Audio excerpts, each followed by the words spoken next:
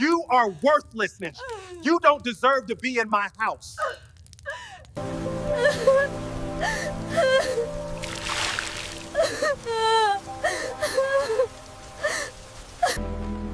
Ma'am, are you all right? I saw what happened. I can get you to somewhere safe away from him. The smell of fried chicken and collard greens filled the Buckhead condo as Jasmine Washington set the dining table with careful precision. Every fork aligned perfectly, every napkin folded just so. She'd learned that Marcus noticed these things now, the small imperfections that he never cared about when they were broke. "Baby, dinner's almost ready," she called out, adjusting her relaxed hair one more time in the hallway mirror. 3 years of marriage, and she still tried so hard to be perfect for him. The door slammed open. Marcus Kingston stumbled in, his tie loosened, smelling like expensive cognac and cigar smoke. His eyes were glassy, unfocused, angry. "Marcus? You okay, baby?" "Don't baby me right now, Jazz." His voice was sharp, cutting. "I'm tired. I'm so damn tired." She approached him carefully, the way you approach a wounded animal. "What happened?" "Bad day at work." He laughed bitterly, walking past her pour himself another drink despite clearly having had enough. "My boss asked about you today." "Again?" "Marcus, when are we going to meet this mysterious wife of yours?" "You know what I had to say?" "Nothing. Because what am I supposed to say?" Jasmine felt a familiar sting in her chest. "You're supposed to say, she's coming to the next event, like a normal husband." "Normal?" Marcus whirled around. "There's nothing normal about the situation. Jazz, you don't fit in my world. I'm your wife.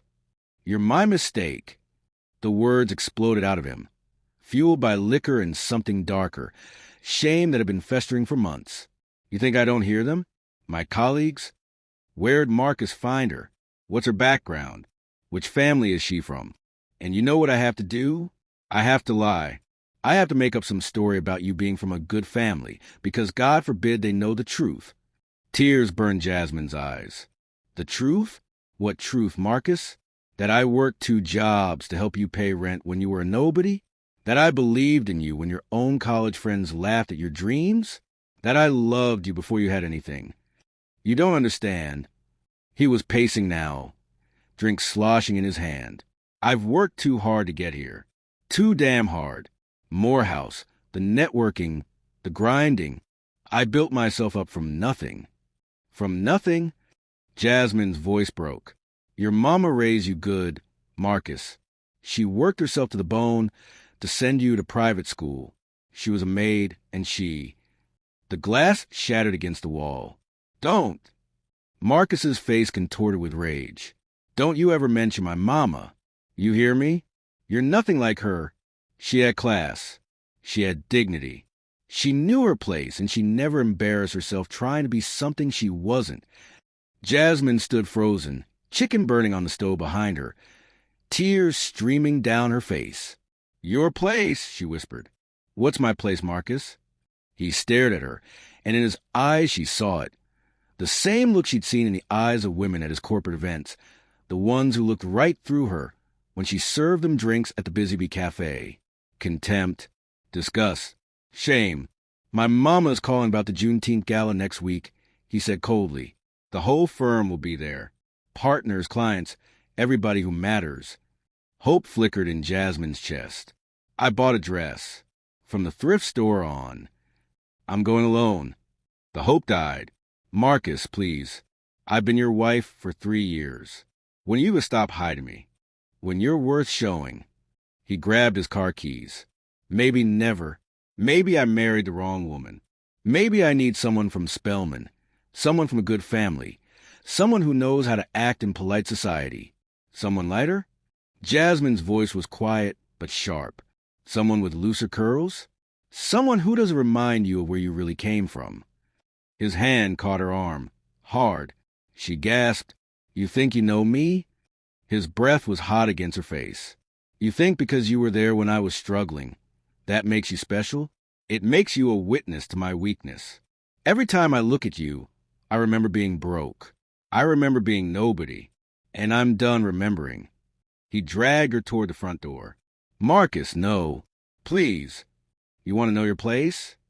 He yanked the door open. Thunder rumbled outside. Rain poured down in sheets.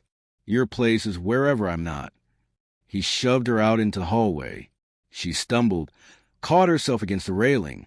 Marcus, wait. He threw her purse out after her. It hit the ground, contents spilling across the concrete.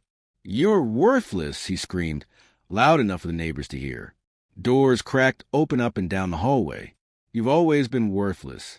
I was stupid to marry down. I was stupid to think love was enough. The door slammed shut.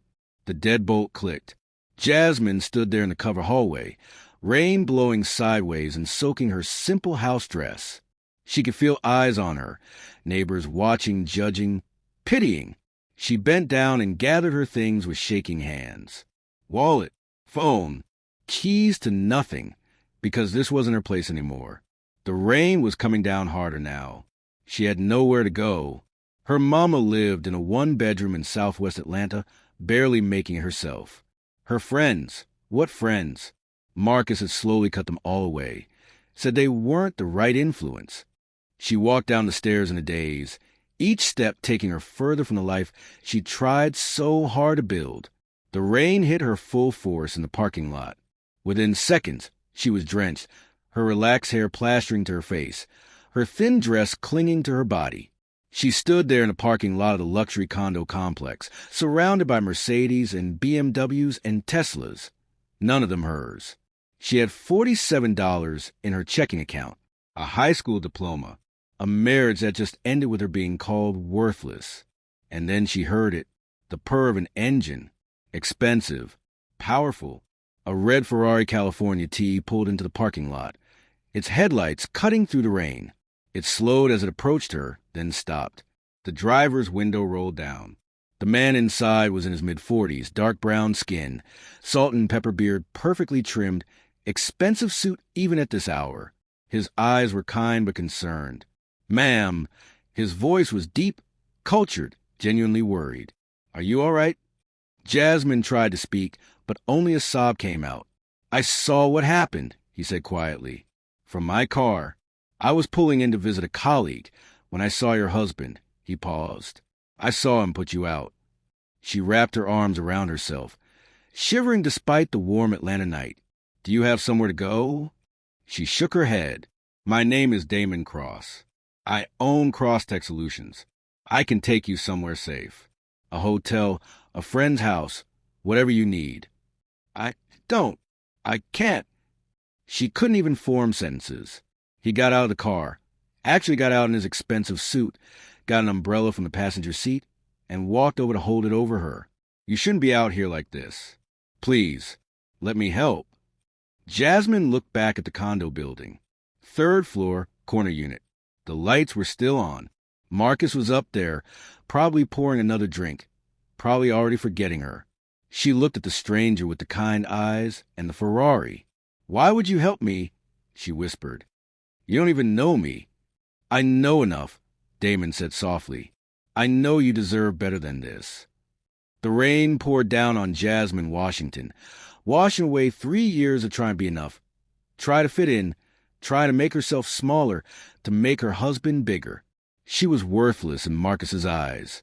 But the man holding the umbrella, the man with the Ferrari and the kind eyes, he was looking at her like she mattered, like she was priceless.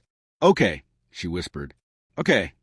He threw her out like trash, called her worthless, in the rain with neighbors watching. But that Ferrari that just pulled up, that's not just any car.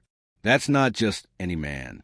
That's Damon Cross, one of Atlanta's richest black billionaires. And what he's about to offer Jasmine will make Marcus regret the day he was born. The St. Regis Atlanta was the kind of place Jasmine had only seen in magazines. All marble and gold accents, and people who move with the quiet confidence of money. Old money, new money, the kind of money that Marcus pretended to have, but didn't. She sat in the corner of a plush lobby chair, wrapped in a hotel robe 3 sizes too big, her wet clothes being dried by hotel staff she didn't even see. Everything moved with silent efficiency around her, the way luxury worked when you could afford it. Damon Cross returned with 2 cups of tea. He'd changed into casual clothes somehow. Expensive jeans and a simple black t-shirt that probably cost more than her wedding dress. "The suite is ready whenever you want to go up," he said, sitting across from her. "Not too close. Respectful distance. I've arranged for clothes to be sent up in your size. Nothing fancy, just comfortable things." "How do you know my size?" Jasmine asked, then immediately felt stupid. "Sorry, that sounded. It's fine. I have a personal shopper." I gave her a description.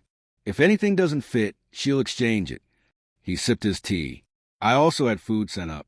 I wasn't sure what you liked, so I ordered a variety." Jasmine stared at him. "Why are you doing this?"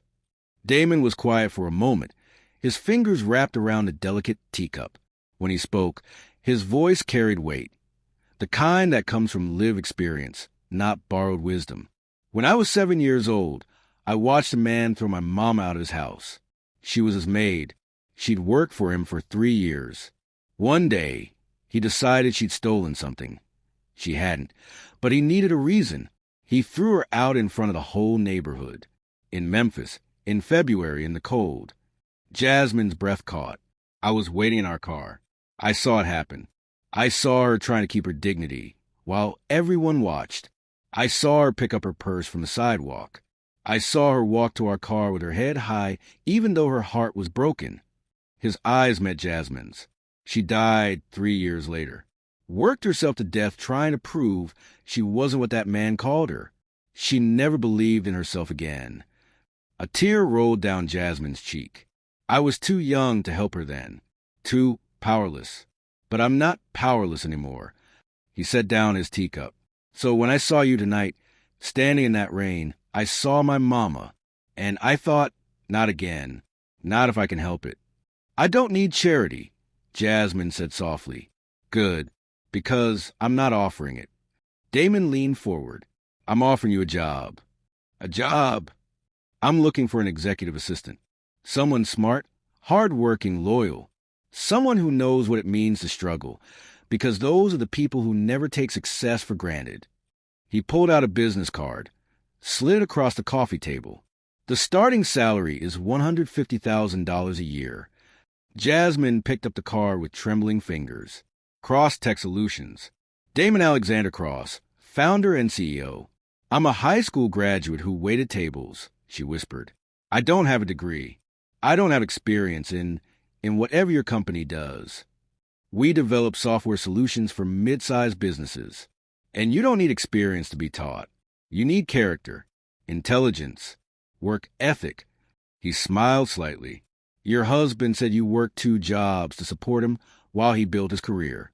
That tells me everything I need to know about your work ethic. Marcus isn't my husband anymore." The words came out bitter.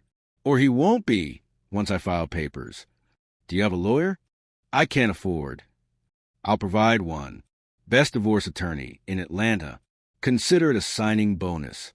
He saw her expression. "Jasmine, can I call you Jasmine?" She nodded. "Jasmine, I'm not trying to save you. I'm trying to invest in you. There's a difference. Saving someone makes them dependent. Investing in someone makes them powerful." He stood up. "Think about it tonight. In the morning, if you want the job, it's yours. If you want to walk away, I'll put you up in this hotel for a week and give you $5,000 to get on your feet.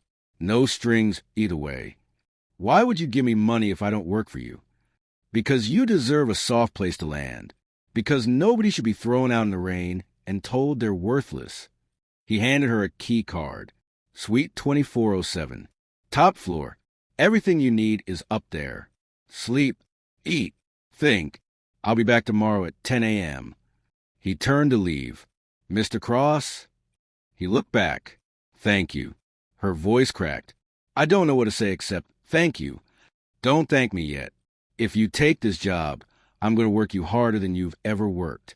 I'm going to push you to be better than you think you can be. I'm going to expect excellence." He smiled. "But I'm also going to pay you what you're worth and treat you with the respect you deserve. That's the deal." After he left, Jasmine sat in that lobby for another 20 minutes, turning the business card over and over in her hands. $150,000 a year. She made $24,000 last year at the Busy Bee Cafe, and she thought that was good money. Her phone buzzed. Marcus. Jazz, baby, I'm sorry. I was drunk. Come home. We can talk about this. Another buzz. Where are you? Are you safe? I'm worried. Another. Jazz, answer me. Don't be childish. Come home. She blocked his number. Then she went upstairs to Suite 2407. The room was bigger than the entire apartment she grew up in. Floor-to-ceiling windows overlooking Atlanta. A king bed with sheets that probably cost more than her car. A bathroom with a tub big enough to swim in. On the bed were shopping bags. She opened them with shaking hands. Designer jeans in her exact size.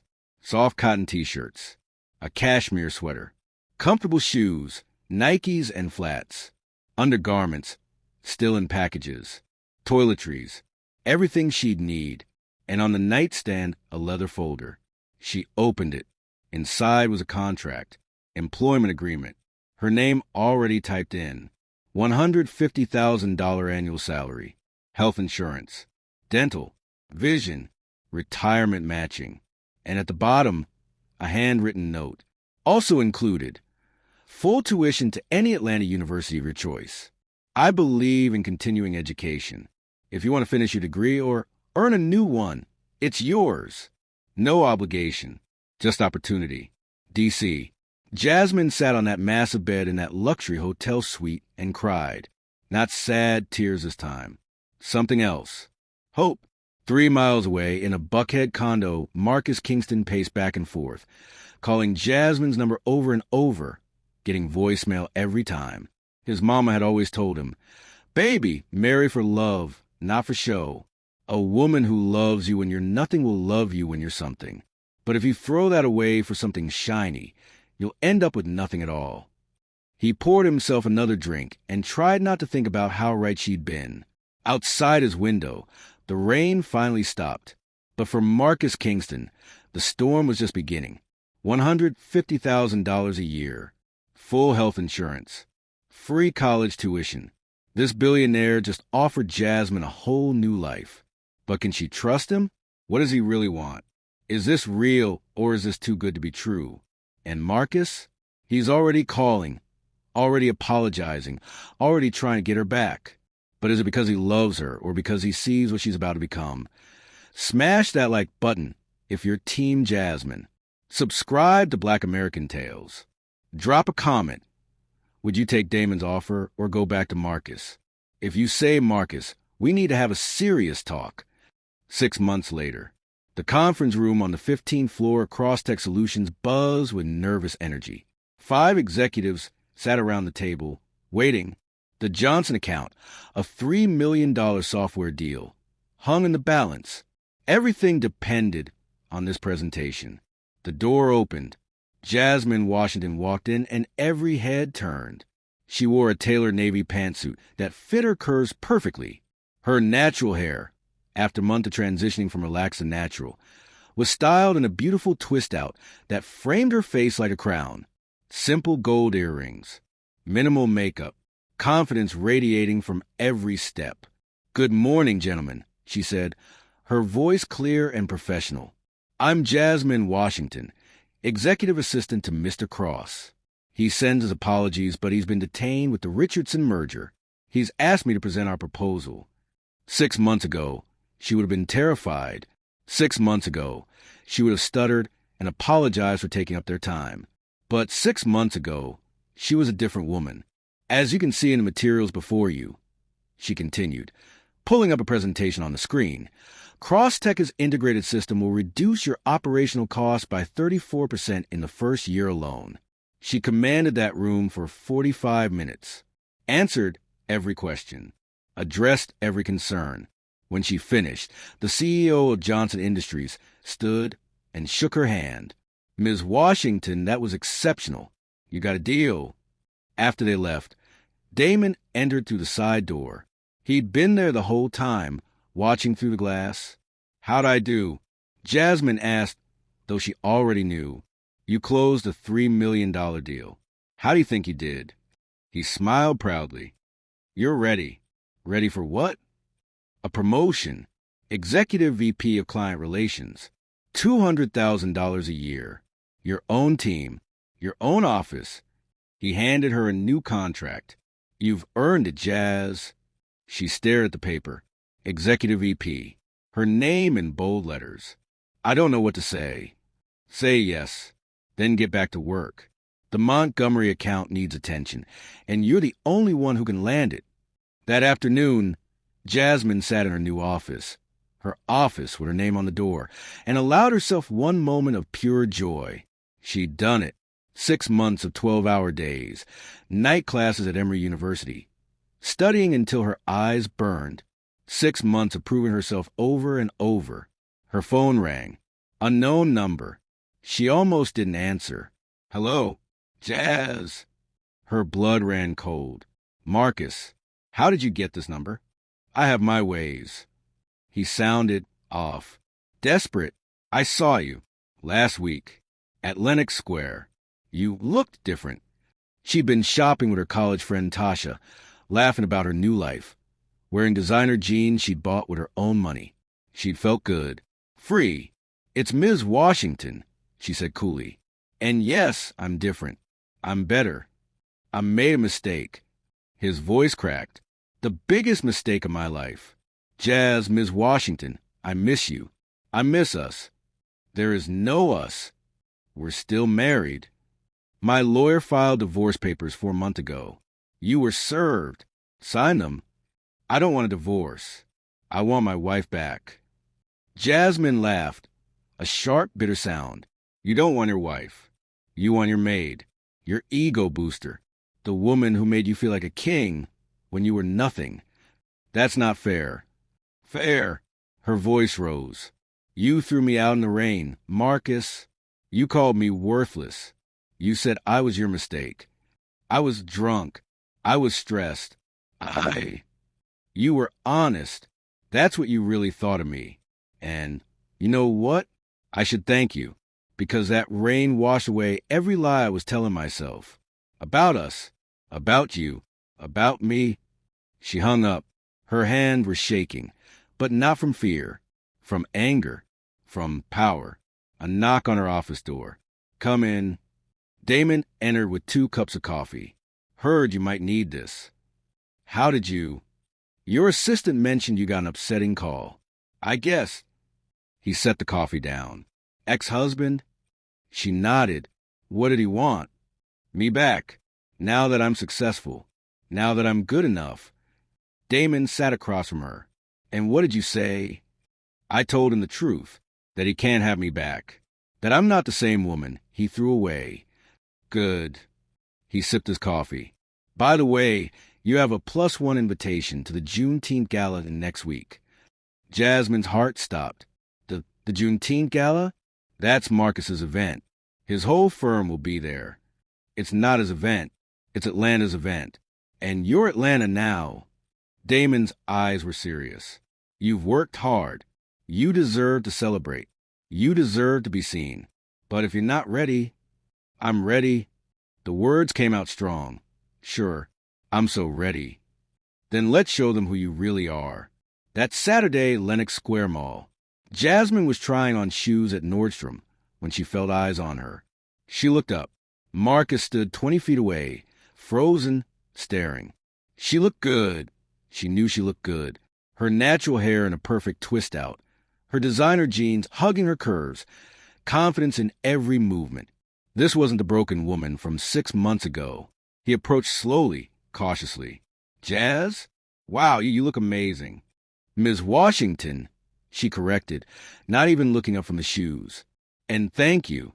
Can we talk? Please. She sighed and stood. We have nothing to talk about. I've been trying to reach you for months. I blocked you. I just want to apologize. Properly. What I did was wrong. I was wrong.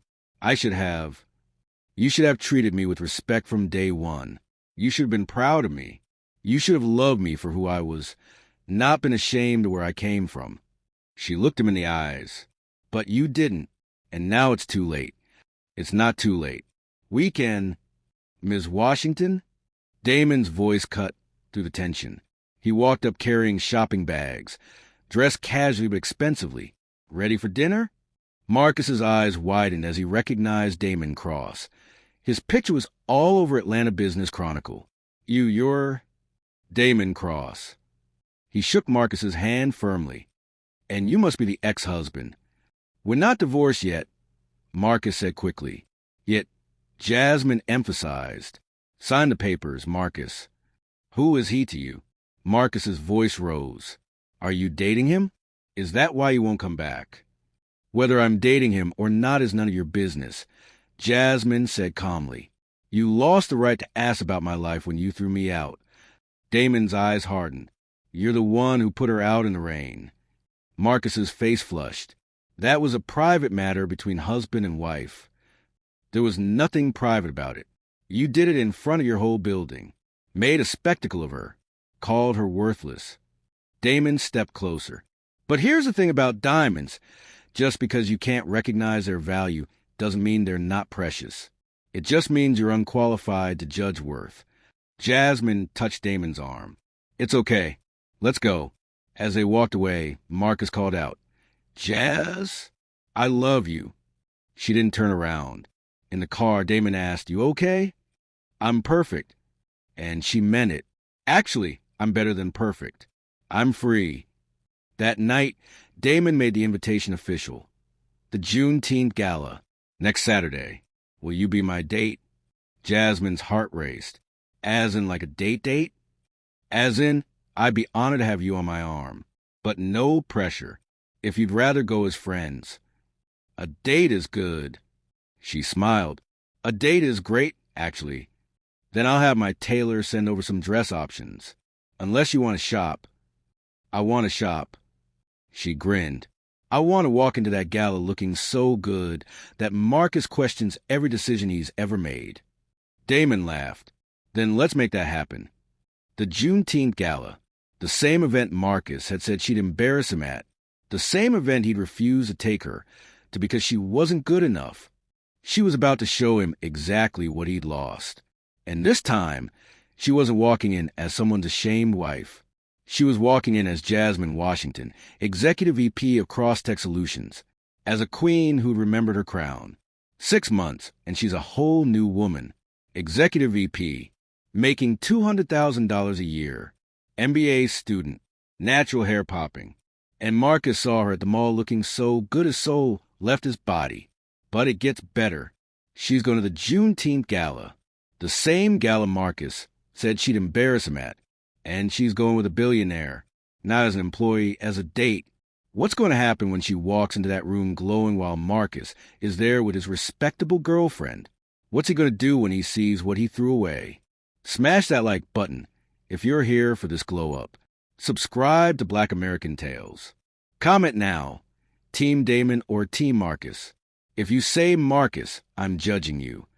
The Juneteenth Gala was held at the Atlanta History Center, transformed into an elegant celebration of Black excellence. String lights hung from ancient oak trees, tables dressed in Kent cloth patterns, a jazz quartet playing in the corner. Atlanta's Black elite in their finest, doctors, lawyers, entrepreneurs, entertainers, politicians. And Jasmine Washington was about to make an entrance. Damon's Rolls-Royce Phantom pulled up to the red carpet. Cameras flashed. Local media always covered this event. The door opened. Damon stepped out first in a custom midnight blue tuxedo, looking every bit the billionaire he was. Then he extended his hand. Jasmine took it and emerged. The cameras went wild. Her dress was custom-made, a gold gown with African-inspired patterns, fitted at the bodice and flowing at the bottom.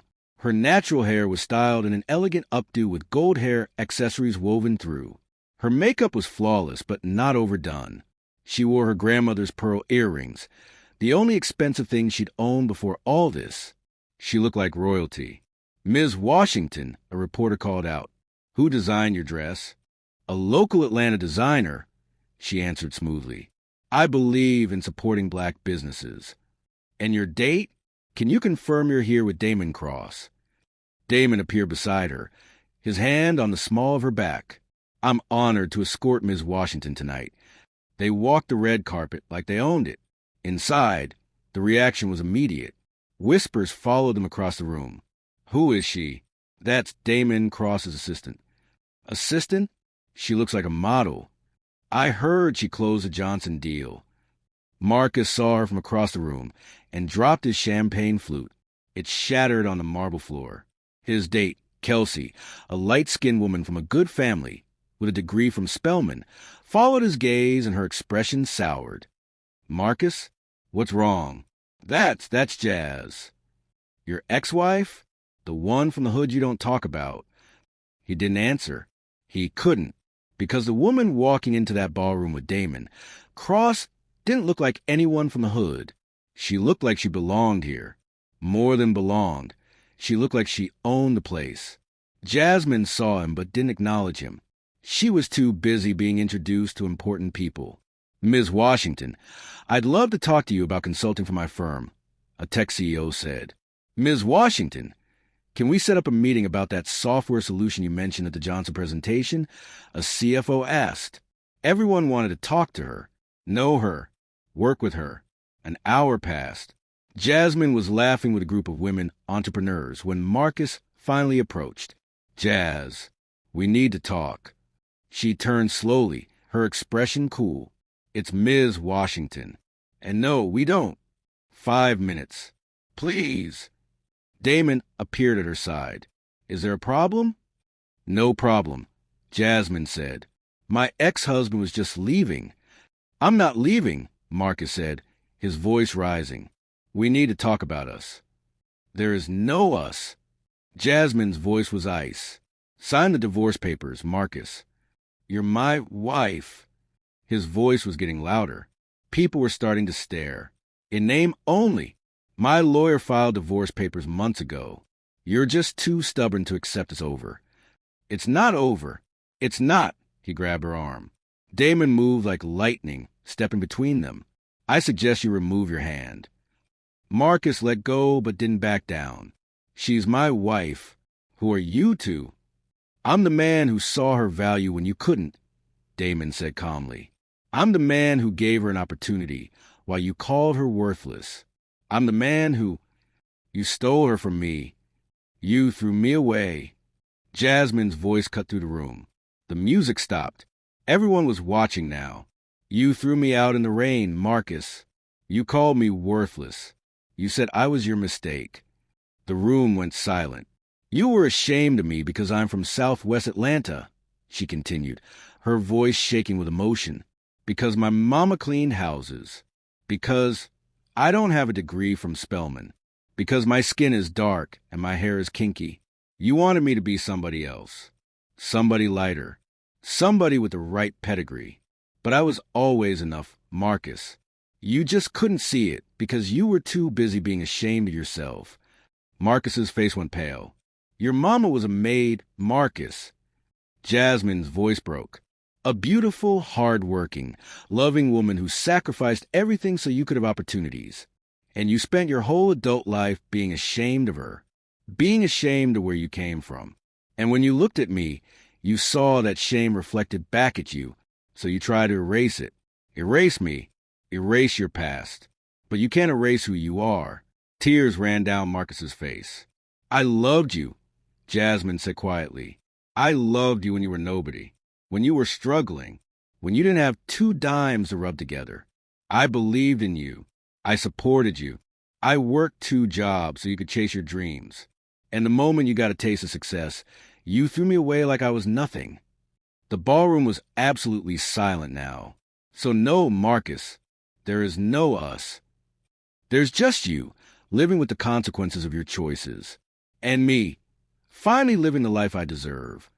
She turned to walk away. Jazz, please.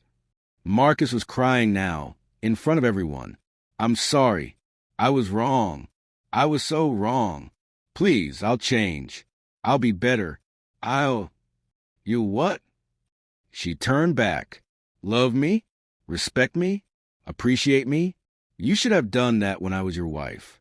Not now that I'm someone else's executive VP. Not now that I'm wearing a designer dress. Not now that I'm successful. You should have loved me when I was just Jazz from Southwest Atlanta. But you didn't. And that tells me everything I need to know. Kelsey, Marcus's date, walked away in disgust. His boss, who had been watching the whole thing, shook his head and headed for the bar. Marcus stood alone in the middle of that beautiful ballroom, surrounded by Atlanta's elite, publicly humiliated. Damon offered Jasmine his arm. She took it, and they walked away with dignity and grace. Later that night, on the rooftop terrace of the History Center, Jasmine and Damon stood looking out over the Atlanta skyline. "I'm proud of you," Damon said quietly. "That took courage. I didn't plan to blow up like that. Sometimes the truth needs to explode. Sometimes people need to hear it loud in public, so they can't pretend it didn't happen." Jasmine wiped her eyes. "I can't believe I cried in front of all those people." "You didn't cry. You stood tall and spoke your truth. There's a difference." He handed her his handkerchief. "Ms. Washington, can I be honest about something?" "Of course. When I met you 6 months ago, I saw potential, intelligence, resilience, all the things that make a great employee." He paused. "But over these months, I've seen something else. Your heart, your grace under pressure, your ability to forgive even when people don't deserve it, your strength that doesn't come from hardness, but from genuine goodness." Jasmine's breath caught. "I'm not good at this," Damon continued, clearly nervous. "I haven't been on a real date in 5 years. Not since my wife died. But Jasmine, you make me want to try again."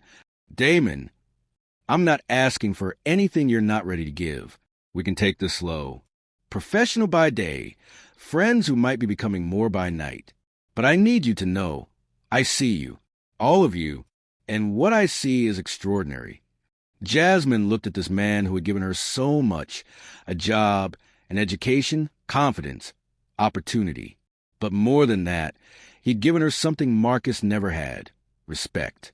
"I need time," she said honestly. "I need to be whole on my own first. I spent 3 years shrinking myself to fit Marcus's world. I need to figure out who I am when I'm not trying to be someone's perfect wife. I understand. But when I'm ready, I'd like to explore this. Whatever this is." Damon smiled, a real, genuine smile that made him look younger. "I can wait, however long it takes." They stood there on that rooftop, looking out over the city. Two people who understood loneliness and saw in each other the possibility of something more. Below them, in the parking lot, Marcus sat in his car crying.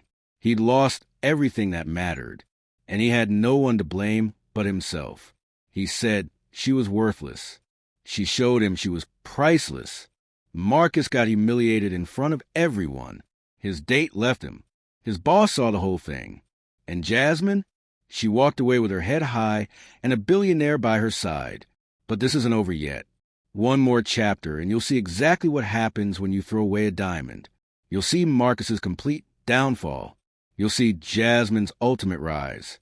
And you'll see whether she chooses love or independence. Smash that like button if you're living for Jasmine's revenge. Subscribe to African Tales by Zion for more stories. Comment now. Do you think Jasmine should give Damon a chance or focus on herself? 3 months after the gala, the press release hit Atlanta Business Chronicle on a Tuesday morning. Crosstech executive launches consulting firm.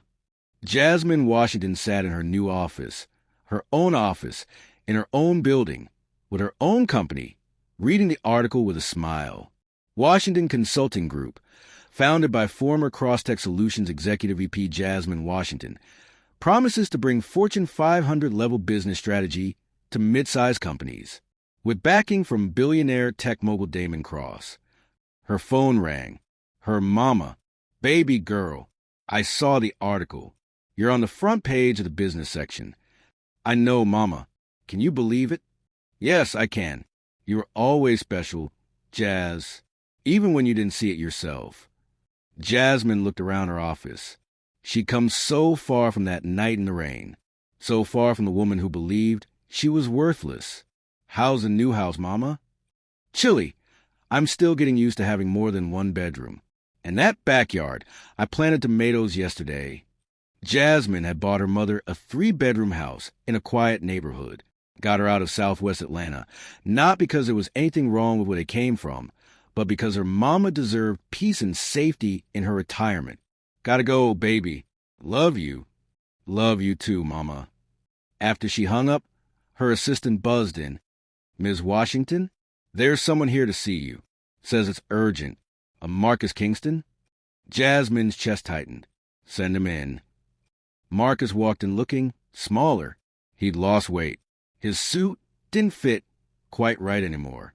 The arrogance that used to radiate from him was gone, replaced by something that looked like genuine humility. Thank you for seeing me, he said quietly. You have 5 minutes. He sat down, hands clasped in his lap. I heard about your consulting firm. Congratulations. Thank you. I also heard your keynote speaker at the Southwest Atlanta Youth Conference next week. I am. That's good. You giving back to the community.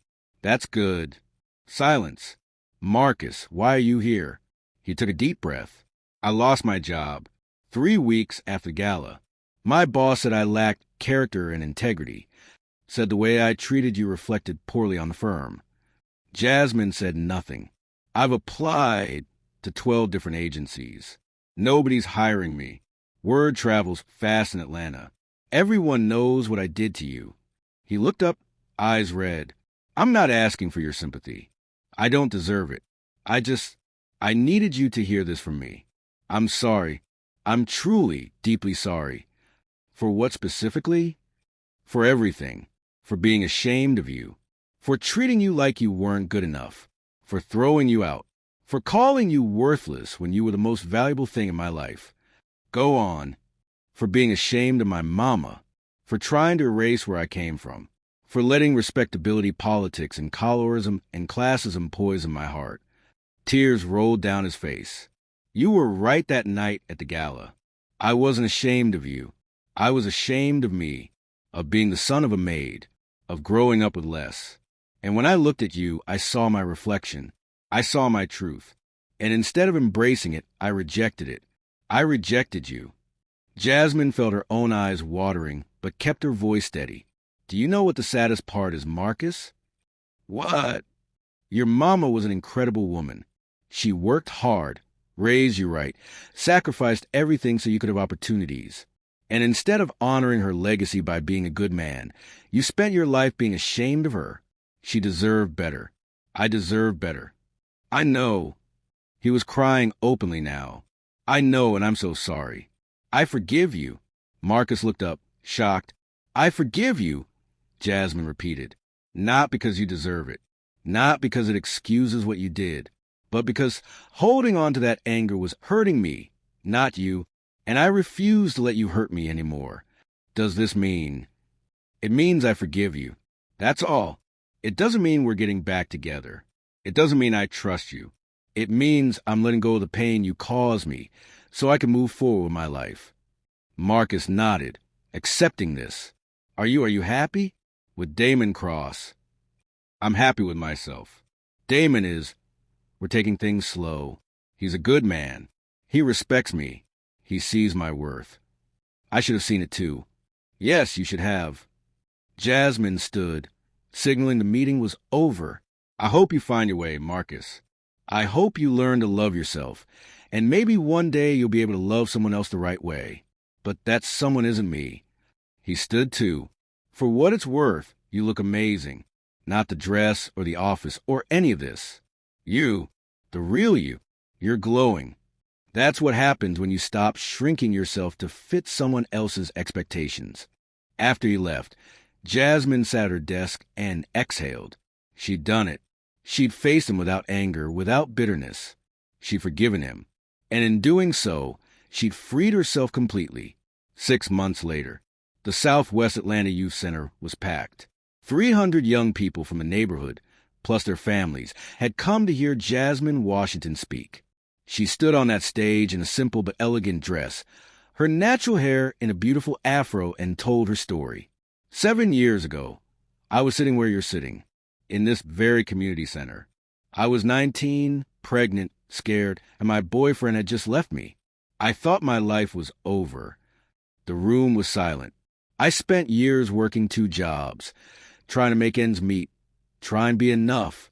And then I married a man who made me feel like I wasn't, who told me I was worthless, who threw me out in the rain because he was ashamed of where I came from, ashamed of where we came from. She saw heads nodding, recognition in young faces. But you know what that rain washed away? The lie that I wasn't enough, the lie that being from Southwest Atlanta made me less than, the lie that my dark skin and kinky hair and humble background meant I couldn't be successful. Today, I own my own consulting firm. I have a master's degree. I mentor young black women in business. And I give back to this community that raised me, not because I escaped it, but because I carry it with me, with pride. Standing ovation. After her speech, a young black girl approached her, maybe 14, with her hair in two puffs and hope in her eyes. "Ms. Washington, can I ask you something?" "Of course, baby." "How did you do it? How did you go from here to there?" Jasmine knelt down to eye level. I stopped believing the lie that I wasn't enough. And I found people who saw my worth even when I couldn't. And baby, you're enough too. Right now. Exactly as you are. The girl hugged her tight. That evening, Damon picked Jasmine up for dinner. They'd been officially dating for 3 months now, taking it slow but steady. "How was the speech?" he asked as they drove through Atlanta. "Good. Really good. A young girl asked me how I made it." "What did you tell her?" "The truth. That she's already enough." Damon smiled. "You know what I love about you?" "What?" "You didn't let your pain make you bitter. You let it make you better. And now you're using it to lift other people up. I had a good teacher." She squeezed his hand. They drove through Buckhead, past the condo where Marcus had thrown her out, past that parking lot where she stood in the rain, broken and lost. "You want to know something?" Jasmine said. "What?" "I don't hate that moment anymore. That rain, that night, because it led me here. To this life, to this version of myself. To you. Everything happens for a reason?" Something like that. Or maybe we make the reason. We take the broken pieces and build something beautiful. They pulled up to a restaurant, not a fancy one, but a soul food spot in Southwest Atlanta. Damon had learned to love her world, not ask her to leave it. Inside, surrounded by the smells and sounds of home, Jasmine Washington realized she had everything she'd ever wanted, not because a man saved her, but because she'd saved herself, and found someone worthy of standing beside her while she did.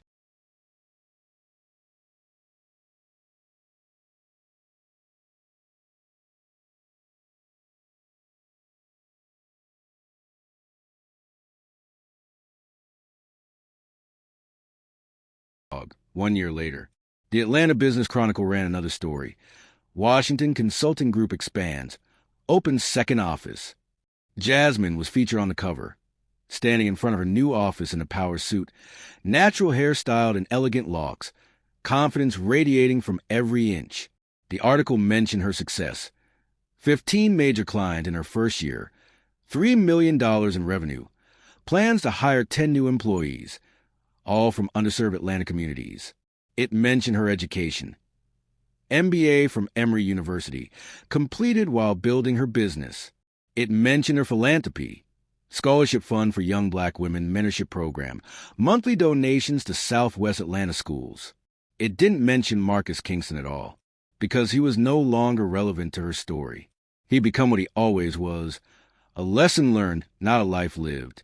Marcus, working at a small agency now, making a fraction of what he used to make, read the article in his studio apartment and felt the weight of his choices. He'd started therapy, started examining his internalized racism, his classism, his shame, started trying to be a better man. Not for Jasmine. He knew he'd lost her forever, for himself, and maybe one day for someone else who deserved better than what he'd been. Meanwhile, in a beautiful home in Cascade Heights, Jasmine Washington sat at her dining table with Damon Cross, planning their future. Not a perfect future, but a real one, built on respect, partnership, and genuine love.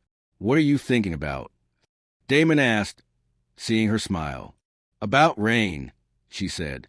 about how sometimes a storm is just the beginning of something beautiful. He took her hand. "You're beautiful. You always were." "I know," she said, and she meant it. "I finally know. From worthless to priceless. From the projects to the penthouse. From broken wife to boss. Jasmine didn't just survive, she thrived. And Marcus? He learned the hardest lesson of all. You can't throw away a diamond and expect to find gold. This is what happens when you bet on yourself.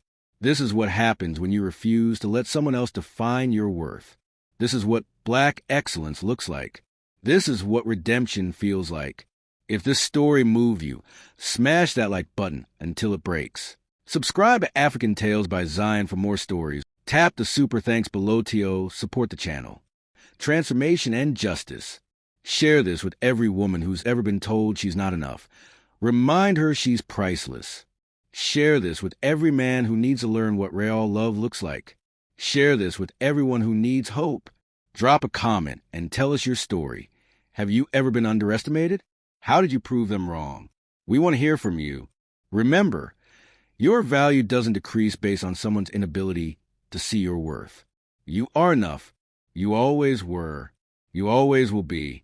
And sometimes the best revenge is living well, loving yourself, and building a life so beautiful that your past becomes irrelevant.